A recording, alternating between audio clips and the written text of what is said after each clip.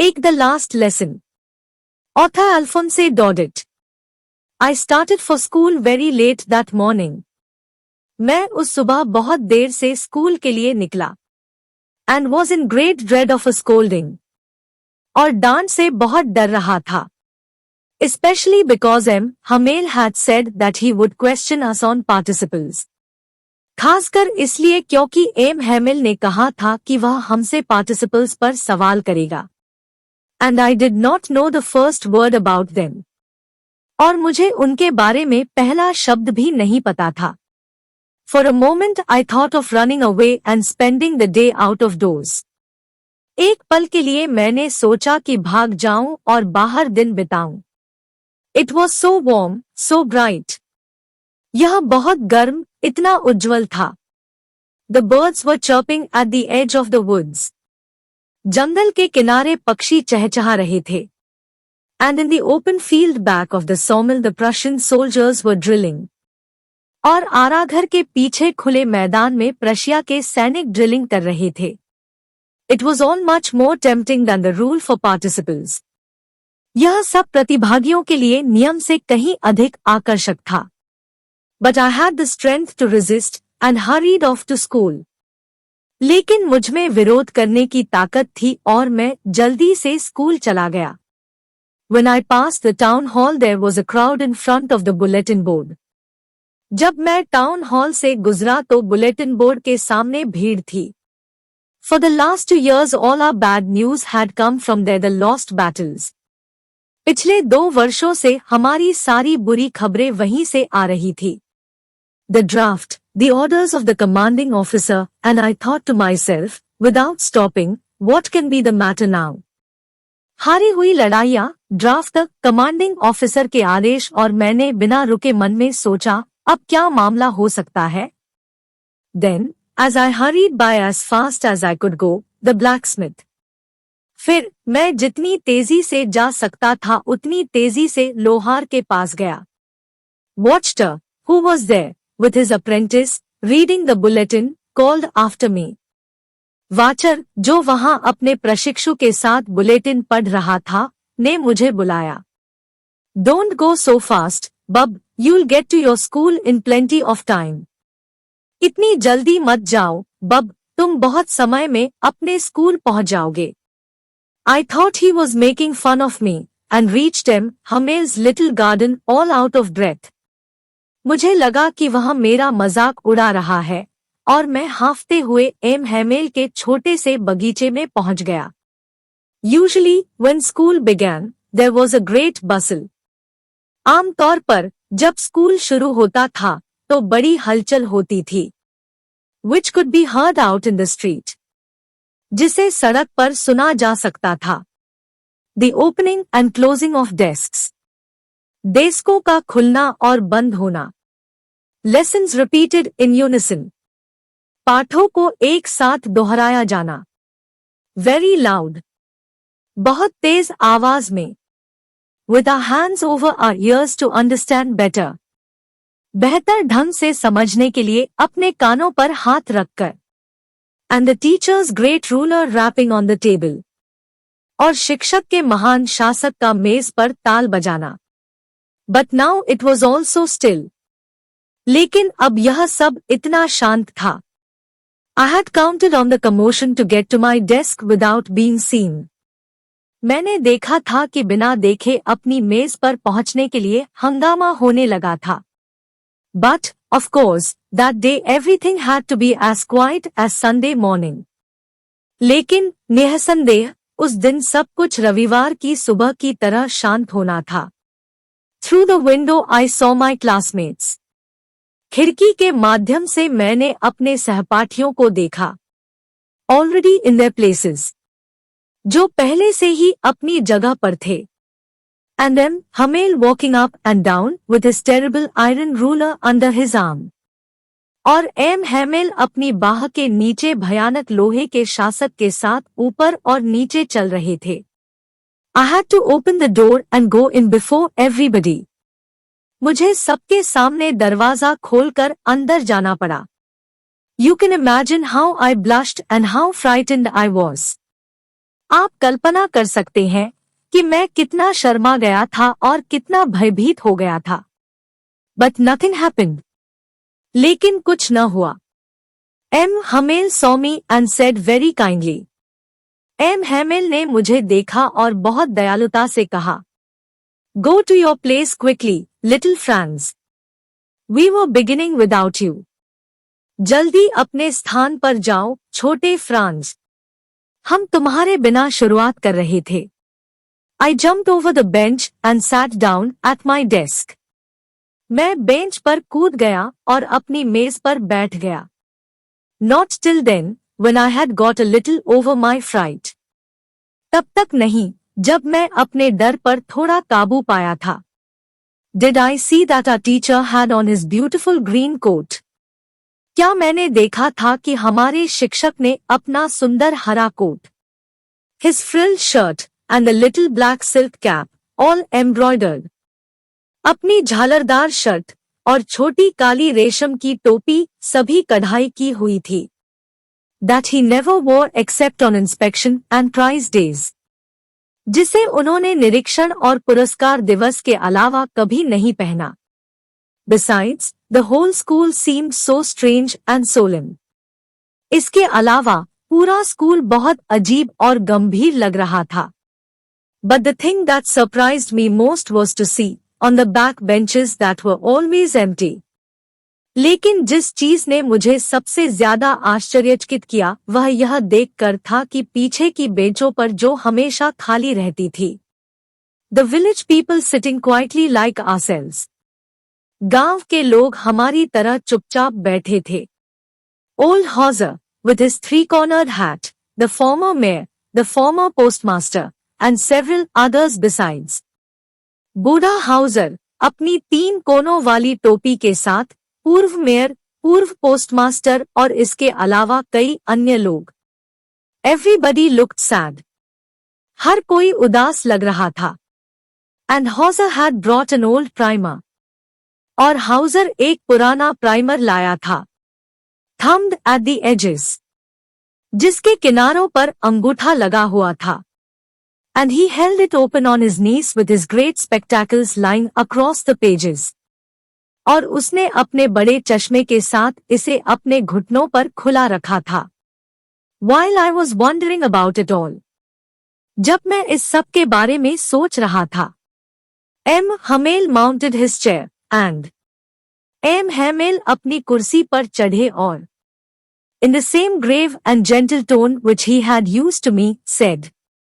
उसी गंभीर और सौम्य स्वर में जो उन्होंने मुझसे कहा था, कहा, My children, this is the last lesson I shall give you. मेरे बच्चों, यह आखिरी सबक है जो मैं तुम्हें दूंगा। The order has come from Berlin to teach only German in the schools of Alsace and Lorraine. आदेश है अल्सैस और लोरेन के स्कूलों में केवल जर्मन पढ़ाने के लिए बर्लिन से आएं। The new master comes tomorrow. नया मास्टर कल आएगा। यह आपका आखिरी फ्रेंच पाठ है। This is your last French lesson.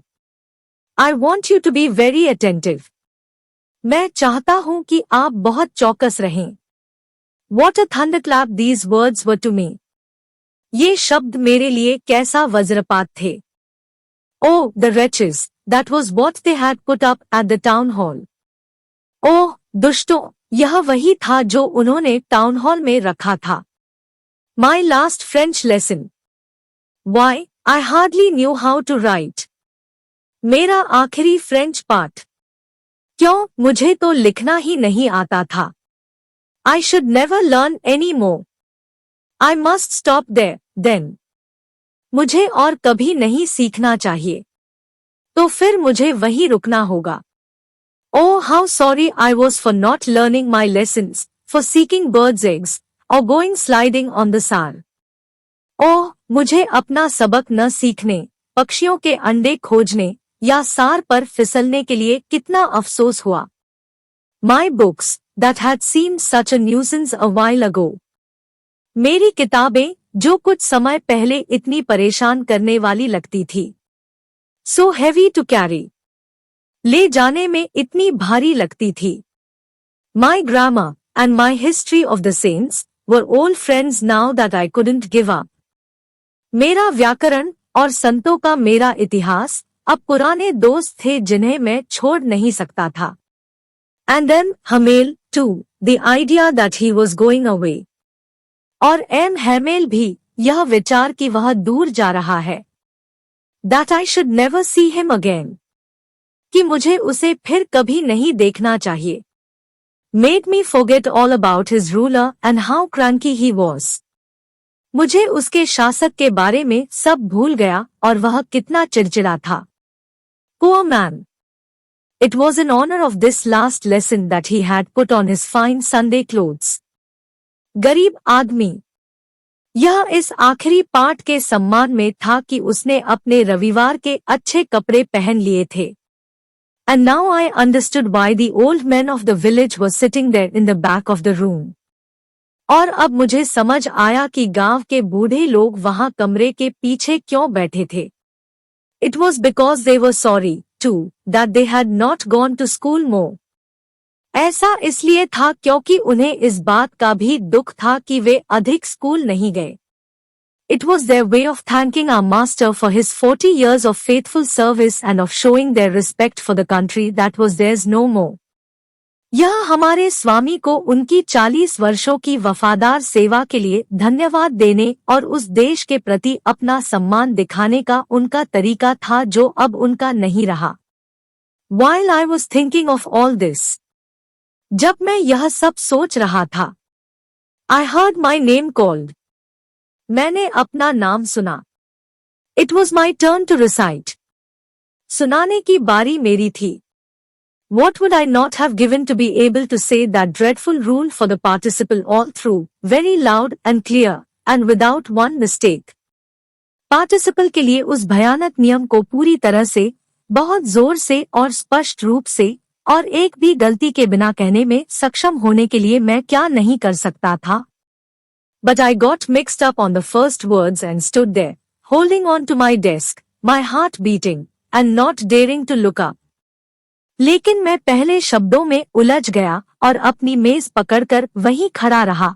मेरा दिल धड़क रहा था और ऊपर देखने की हिम्मत नहीं हो रही थी. I heard M. Hamel say to me, I won't scold you, little Franz. मैंने एम हैमेल को मुझसे यह कहते हुए सुना, मैं तुम्हें नहीं डांटूंगा, छोटे Franz. You must feel bad enough.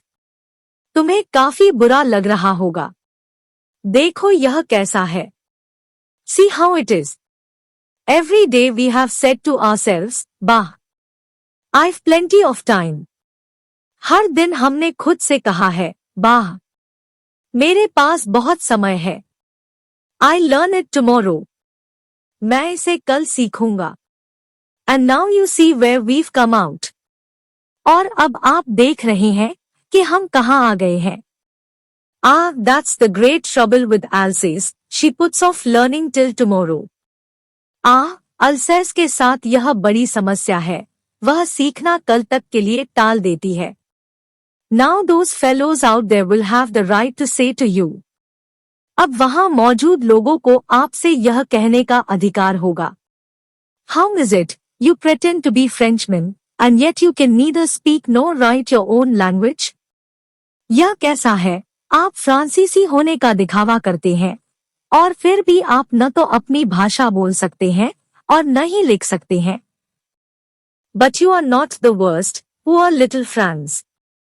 लेकिन आप सबसे बुरे नहीं हैं, बेचारे छोटे Franz. We've all a great deal to reproach ourselves with. हम सभी के पास खुद को धिक्कारने के लिए बहुत कुछ है. Your parents were not anxious enough to have you learn. तुम्हारे माता पिता तुम्हें पढ़ाने के लिए इतने उत्सुक नहीं थे. They preferred to put you to work on a farm or at the mills. वे तुम्हें खेत या मिलों में काम पर लगाना पसंद करते थे. So as to have a little more money. ताकि थोड़ा अधिक पैसा मिल सके. And I've been to blame also. और मैं भी दोषी हूँ. Have I not often sent you to water my flowers instead of learning your lessons? क्या मैं नहीं हूँ अक्सर तुम्हें सबक सीखने के बजाय मेरे फूलों को पानी देने के लिए भेज दिया जाना था? And when I wanted to go fishing, did I not just give you a holiday? और जब मैं मछली पकड़ने जाना चाहता था, क्या मैंने तुम्हें सिर्फ छुट्टी नहीं दी थी? Then, from one thing to another. फिर एक बात से दूसरी बात पर. M. Hamel went on to talk of the French language, saying that it was the most beautiful language in the world, the clearest, the most logical. M. Hamel ने फ्रांसीसी भाषा के बारे में बात करना शुरू कर दिया और कहा कि यह दुनिया की सबसे सुंदर, सबसे स्पष्ट, सबसे तार्किक भाषा है. That we must guard it among us and never forget it. हमें अपने बीच इसकी रक्षा करनी चाहिए और इसे कभी नहीं भूलना चाहिए. Because when a people are enslaved, as long as they hold fast to their language, it is as if they had the key to their prison. क्योंकि जब कोई लोग गुलाम होते हैं, जब तक वे अपनी भाषा पर दृढ़ता से पकड़ रखते हैं, ऐसा लगता है मानो उनके पास अपनी जेल की चाबी है. Then he opened a grammar and read us our lesson. फिर उसने एक व्याकरण खोला और हमें हमारा पाठ सुनाया. I was amazed to see how well I understood it. मैं यह देखकर आश्चर्यचकित रह गया कि मैंने इसे कितनी अच्छी तरह समझा. All he said seemed so easy, so easy. उसने जो कुछ कहा वह बहुत आसान लग रहा था. I think, too, that I had never listened so carefully. मुझे भी लगता है कि मैंने कभी इतने ध्यान से नहीं सुना था. And that he had never explained everything with so much patience. और उसने कभी भी हर चीज को इतने धैर्य से नहीं समझाया था. It seemed almost as if the poor man wanted to give us all he knew before going away. ऐसा लग रहा था मानो वह बेचारा जाने से पहले हमें वह सब कुछ दे देना चाहता था जो वह जानता था. And to put it all into our heads at one stroke. और एक ही झटके में वह सब कुछ हमारे दिमाग में डाल देना चाहता था. After the grammar, we had a lesson in writing. व्याकरण के बाद हमारे पास लेखन का एक पाठ था. That day M. Hamel had new copies for us. उस दिन M. Hamel के पास हमारे लिए नई प्रतियां थी. Written in a beautiful round hand, France, Alsace, France, Alsace. सुंदर गोल हाथ से लिखा France, अल्सेस, France, अल्सेस. They looked like little flags floating everywhere in the schoolroom, hung from the rod at the top of our desks. Way school के कमरे में हर जगह तैरते हुए छोटे छोटे झंडों की तरह दिखते थे, जो हमारे डेस्क के शीर्ष पर लगी रॉड से लटके हुए थे. You ought to have seen how everyone set to work, and how quiet it was. तुम्हें देखना चाहिए था कि हर कोई कैसे काम पर लग गया, और यह कितना शांत था. The only sound was the scratching of the pens over the paper. एकमात्र आवाज कागज पर पेनों को खुजलाने की थी. Once some beetles flew in. एक बार कुछ भृंग उड़कर आए. But nobody paid any attention to them. लेकिन किसी ने उन पर कोई ध्यान नहीं दिया. Not even the littlest ones. यहाँ तक कि सबसे छोटे लोगों ने भी नहीं. Who worked right on tracing their fish hooks. जिन्होंने उनके मछली कांटों का पता लगाने के लिए सही काम किया. As if that was French, too. जैसे कि वह भी फ्रांसीसी हो. On the roof the pigeons cooed very low, and I thought to myself, will they make them sing in German, even the pigeons? छत पर कबूतर बहुत धीमी आवाज में गुटरगू कर रहे थे, और मैंने मन में सोचा क्या वे उन्हें जर्मन में गवाएंगे, यहाँ तक कि कबूतरों को भी. Whenever I looked up from my writing. जब भी मैं अपने लेखन से ऊपर देखता था. I saw M. Hamel sitting motionless in his chair. तो मैंने M. Hamel को अपनी कुर्सी पर निश्चल बैठे देखा. And gazing first at one thing, then at another. और पहले एक चीज को, फिर दूसरी चीज को देख रहा था. As if he wanted to fix in his mind just how everything looked in that little schoolroom. जैसे कि वह अपने दिमाग में यह स्थापित करना चाहता हो कि स्कूल के उस छोटे से कमरे में सब कुछ कैसा दिखता है। Fancy. For 40 years he had been there in the same place. कल्पना। 40 वर्षों से वह वहीं एक ही स्थान पर था। With his garden outside the window and his class in front of him, just like that. खिड़की के बाहर उसका बगीचा और उसके सामने उसकी कक्षा, ऐसे ही। Only the desks and benches had been worn smooth. केवल डेस्क और बेंच ही चिकने हो गए थे। The walnut trees in the garden were taller, and the hop vine that he had planted himself twined about the windows to the roof. बगीचे में अखरोट के पेड़ ऊंचे थे, और हॉपवाइन जो उसने स्वयं लगाया था, छत की खिड़कियों पर लगा हुआ था। How it must have broken his heart to leave it all, poor man. यह सब छोड़ने से उसका दिल कितना टूट गया होगा, बेचारा। To hear his sister moving about in the room above, packing their trunks. ऊपर के कमरे में उसकी बहन को सामान पैक करते हुए घूमते हुए सुनना। For they must leave the country next day. क्योंकि उन्हें अगले दिन देश छोड़ देना होगा। But he had the courage to hear every lesson to the very last. लेकिन उनमें हर पाठ को आखिर तक सुनने का साहस था। After the writing, we had a lesson in history. लेखन के बाद हमारे पास इतिहास का एक पाठ था। And then the babies chanted their ba, be by, bo, boo. और फिर बच्चों ने बा, बी बी, बो, बू का जाप किया। Down there at the back of the room old Hauser had put on his spectacles and, holding his primer in both hands, spelled the letters with them. नीचे कमरे के पीछे बूढ़े हाउजर ने अपना चश्मा लगा रखा था और दोनों हाथों में प्राइमर पकड़कर उनसे अक्षरों की वर्तनी लिख रहा था। You could see that he, too, was crying. आप देख सकते हैं कि वह भी रो रहा था। His voice trembled with emotion. उसकी आवाज भावनाओं से कांप रही थी। And it was so funny to hear him that we all wanted to laugh and cry. और उसे सुनना इतना अजीब था कि हम सभी हंसना और रोना चाहते थे। Ah, how well I remember it, that last lesson. मुझे वह आखिरी पाठ कितनी अच्छी तरह याद है। All at once the church clock struck 12.